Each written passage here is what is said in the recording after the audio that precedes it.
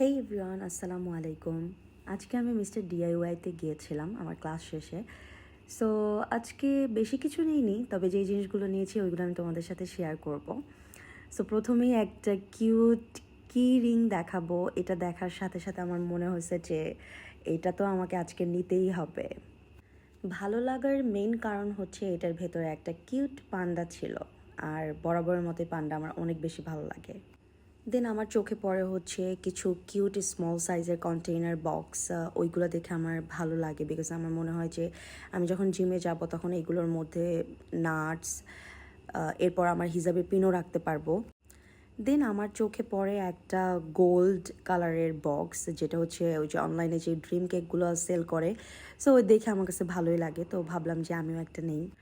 Lastly আমি এই tiffin বক্সের কথা না বললেই নয়, এটা আমার কাছে অনেক বেশি ভালো লাগে। ব্ল্যাকের ভিতরে বেবি পিঙ্ক ছিল, আর পিঙ্ক দেখলে আমার মাথা ঠিক থাকে না।